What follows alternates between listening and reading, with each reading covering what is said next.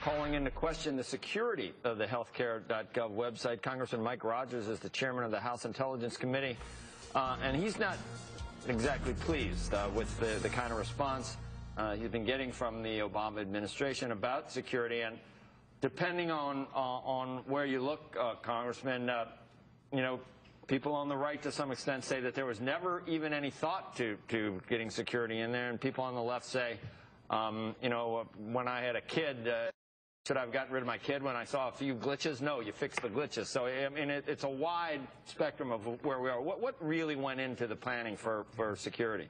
Well, unfortunately, not much. And this isn't about wanting the site to fail itself, but you're pushing people, so people have you know, lost their health care. They need to be able to access this site in order to get on and get a policy by January. So that's our concern. And what you've done is you've opened them up to a level of risk using this website that I've never seen. So a standard site of this size would be about 500,000 lines of code, roughly, maybe a little less. The code just in healthcare.gov is about 5 million lines of code, and it has never been thoroughly tested. And so we know of a very low-level access problem, meaning that somebody could use the site today, as we know it, to get information off of your own personal computer. And it's a really low-level effort. This is something that should never happen in a site like this, and we know that that vulnerability exists today. So my argument is, listen, if you're going to ask people, cancellations are going out, you're going to need a site that functions. This one doesn't even function, number one, and we know it's never been end-to-end stress tested in a way that the industry would accept to even put anything online, and that's my concern. Chairman Rogers, it's Ben White of Politico here. I wonder, given these concerns, and I've read some of the stuff that you've written and said about the security of this site, and if people's data is this vulnerable, wouldn't it be the correct thing to do to just take this site down and completely revamp it in terms of security? Would you call on the administration to say, we're going to take a timeout, take this thing offline, and make sure people are safe? Absolutely. Absolutely. And what you do is don't have the administration look at it itself. Bring in outside independent groups that do this for a living, and then fix the vulnerabilities on it. And here's the problem with that, however, is so if this were, say, an Amazon site or ProFlowers, whatever that is, they would stress test these for 60, 90, 120 days. Well, we know none of that happened. So think about it. They're putting new lines of code in to try to repair the problems and never testing the system overall. The ecosystem of the security of the site touches a lot of different places. And so you have to really, when you put new code in, it may impact in a way we don't understand, or they didn't understand when they put the code in other places. None of that's ever been tested in a thorough way. So what I would do, shut it down, get it functioning, and then bring in these independent security folks so that they can get it so that you're not putting at risk millions and millions of Americans' private and personal information. And by the way, there's nothing, if you get a very sophisticated, say, nation-state hacker, you can follow this thing upstream. So they keep saying, well, there's a hub that doesn't store information. Well, if you can get to the hub, get behind the firewall, you can increase your likelihood that you can get into the IRS or Department of Homeland Security or others. The state exchanges that touch this we think are vulnerable in a way that is breathtakingly bad.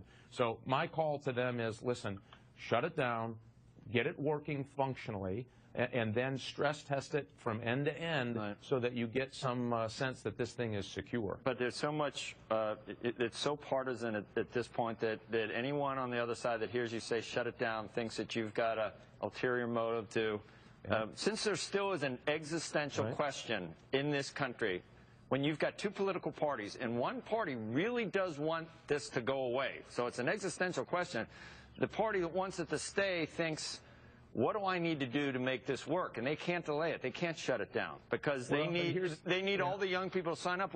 Did you see these latest polls? Like 26% of young people plan on signing up. They're losing the millennials in this whole deal. So they're panicked that the thing could collapse under its own weight if they don't get young people to sign up for it. Whereas the other side is just hoping all this horrible stuff happens so that it goes away. And that was the whole problem with the way this thing was put in place in the first place. But I hear you, but let me just tell you this one thing. Let me just tell you this one thing. Let me just tell you, and I hear what you're saying, but let me tell you this. here's the problem. This is the practical part of the problem. I think when people see the product, they're not gonna like this thing. I believe that passionately. Higher rates, lose your doctor, all that's happening. But you know what? You've canceled people's insurance. So Right. I had somebody who had a cancer. Her daughter had a cancer surgery in January. Right. This is December. They canceled her policy and then canceled the surgery. She has to try to use this website to go out and find something that helps her get her daughter back into surgery. Now, that's a huge problem. So the problem is the site is not functioning very well. So if you're going to take care of somebody like that, and I think it's wrong that it all happened in the first place, but if that's the only mechanism, you better make sure that it's safe. And the private sector would sue these guys in a heartbeat. Neither side really cares about, I don't think, that person either, because all the president did. Come on now. Well, wait a minute. All the president did was gave this sort of this fix that, okay, never mind, the individual states can decide whether to cancel these policies. So he feels like he sort of punted on that, and it's not going to be his fault if the individual state insurance commissioners don't let these people keep their policies. But then on the other side, Republicans really don't want all these people to be covered in the first place with this plan either. That is just so wrong. I can't even believe you would say that. This is a woman who is worried about her daughter getting Well, who's going to help her, Congressman? We're engaging now, but here's the problem. The law is the law. So this notion that, well, you just don't care, you want that, that is just so wrong. You would say the law says, you would say the Obama administration doesn't care about this woman, right? I am telling you the law that they passed, they promoted, is not working for average people. It is causing huge disruption and harm and anguish for these people. We ought to fix that. And one of the ways you can do it is not just say, we don't care, damn the torpedoes, full speed ahead. We don't care if people get ruined in the wake of implementation. Kind of what we're seeing happen, though. And I'm with you on which, I'm with you on that. But I do, both sides sort of, there's so much partisan backdrop to the whole thing that I don't know if anyone's thinking about the actual individuals that are being affected by this. Well, I just disagree. We argued from the very beginning. You guys are, you're going to impact individuals. They said, listen, we're going to help 15% of the population, and we're going to ruin it for 85. We said that up front. We said this is going to be a huge problem. And the Democrats would say, you'd want the law to go by the wayside and not cover the 41 million. You don't care about the 41 million that don't have insurance in the first place. That's what they would say. That is so wrong. That is absolutely. How are you going to fix it without Obamacare? I've been watching Congressman Rogers from the get-go. He has not been one of the partisan ones who's been jumping in on this. Congressman, I did see your questioning of Sebelius, and it was all focused on the security issues around this healthcare site. But it is a huge problem. What do you do? How do you do this without completely shutting things down? Well, I don't know how you would do it without shutting it. I'll give you an example. Think of iPhone, right? What they never say on October 1st, we're going to roll out our new iPhone product. They say it's going to be in the fall. Why do they do that? Because they're stress testing that thing all the way up to the very last second before they put it out to find any vulnerabilities in that system, any problem in the applications, all of that. But you can't undo the cancellations. You can't undo the cancellations that have been sent out to this point. No. Listen, I'm just talking about the security of the site. Right. I understand that, but the very basic thing here is don't expose people's personal, private information in a way that I have never seen before, especially 2013. Remember, this isn't new. As I said, they have almost 5 million lines of code, which tells you somebody didn't know what they were doing. The average enterprise-ready site, when they went out, would have somewhere around 500,000 lines of code. So now you've got all that added vulnerability that's really never been tested. And so my argument here is, if you don't like Obamacare or you love it, it doesn't matter. You want the site to be safe because you're exposing these people to a vulnerability that's going to cost them economic damage. So do you want to fix Obamacare, and you're in favor of the loss because it will cover the 41 million that are not insured now, Congressman? You hope it succeeds and we cover those 41 million. Oh, I have better ways to cover the 41 million that doesn't take it away from everyone else. I think that's part of the problem. How would you do it, and when would you do it, and how could you get a bill passed that would cover those 41 million? The good news is we have a whole bunch of host bills that we have promoted, including, by the way, during the debate. And remember, the only bipartisan argument on this bill when it passed in 2009 was when 40 or so Democrats joined Republicans in opposition. That was the only bipartisan effort on this bill. And that's why you're seeing, I think, all the problems, because there wasn't another voice at the table. We argue that you should force insurance companies to compete across state lines. I know, and do the pre-existing conditions. It could have been done incrementally. Absolutely, and it could have been done bipartisan. I'm with you on that, but it's just that the other side has a lot of ammo when you know, you say, wow, people, the other side can always just come back and say, well, you guys don't even want the law in the first place. And it's just so sickening to watch both sides just bicker back and forth when, you know, and it's just the people that are losing coverage are just footballs. Well, I mean, listen, when I have this person happened in my personal family. My father lost his Medicare Advantage. I have a brother that's disabled. All his rates are going up. His doctor says, hey, I don't know if I can see you anymore. These are real life problems. I know. So I don't know how anyone would look at this and say that's a partisan issue. You know what? This is affecting Democrats too. They're losing their doctors. No, I mean, it's being used their by premiums both sides. are going Will use the ammo from, you know, by not even seriously discriminating the other side's position on a lot of it. Like every Democrat says, well, Republicans just don't want to cover the 41 million, and then you know, the Republicans. Hey, that's just not true. Well, we have plans for it. And here, I mean, again, here's the problem. And you can argue the politics of it. I get that. Yeah. But right today, somebody's losing their health care. I know. That's the problem. This is real. This is not. That's not a Republican or Democrat thing. That's reality. And these people are getting ready to go to the holidays. Like this woman just it breaks my heart. She's going to have to worry about trying to figure out how does she get a new health care plan, by the way, that she probably can't afford, and she's not doing all that great, and try to get her daughter's rescheduled cancer treatment in January. That's not a Republican or Democrat issue. That's a compassion issue. But and we ought to say, listen, if that's the consequences of that, maybe you should slow down. Maybe it's not exactly crafted in the right way. Maybe we should rewind this thing before we have more people in that. Congressman, no matter how you feel about this bill, isn't it too late to kind of undo it because the damage has been done? No. Those policies have been canceled. You need to find a way to fix these people and to get them back in the system very quickly. I agree, and I don't know how but to do that. Here's the problem. So we know that they've affected probably 5 to 8% of the market already. Those folks are the ones that are getting their medical pink slips now.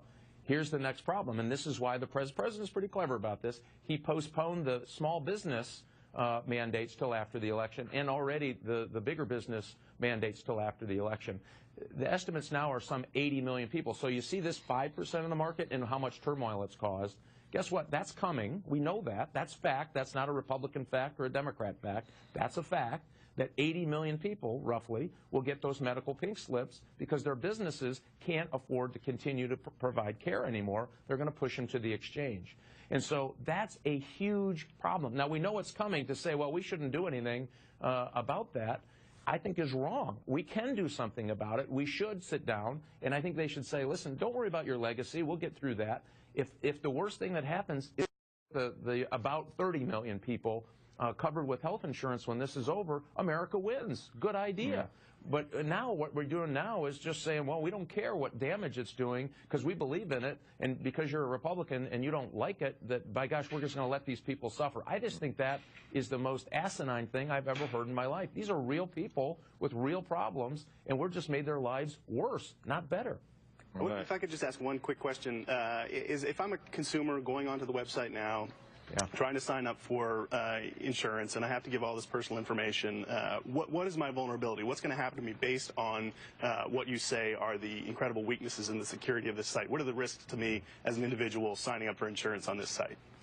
Well, I would argue it's fairly significant only because we know what the capabilities are for everything from nation states, so other nations who have their intelligence and military services trying to penetrate sites like this. Very sophisticated, organized criminal organizations tend to be Eastern Bloc oriented, very, almost operate at nation-state capability when going in and breaking into these systems to steal information.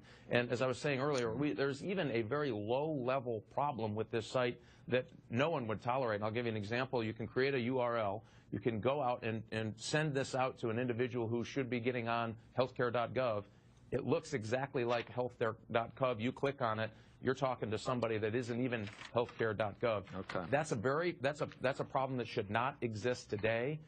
It shows to me that just sheer incompetence on understanding the sheer level of security vulnerabilities when you launch a site and expose personal information. So everything from that little one I just talked about to very sophisticated hackers who understand how to penetrate this system, and then they say swim upstream to get the mother lode of information. All of that is vulnerable, and that's why it's a little shocking to me that we wouldn't all agree, I don't care what party you are, that we ought to, hey, let's slow down, let's take it down, get it functioning, because if it doesn't function, it's not secure. Once you get it functioning, have these independent groups stress test this thing, find the vulnerabilities, fix it, get it back up online. All right, Congressman. We appreciate your time. What part of Michigan do you represent? I represent the center part of the state, and we built beautiful Cadillacs, Buicks there, and you should buy some, several. But you're not near MSU. You're not near Michigan State. Not Michigan. I do represent Michigan State, who's going to put the hurt on Ohio State this Saturday. Well, I don't know after last night. Anyway, maybe football. All right. Thanks. See you later. Thanks. All right.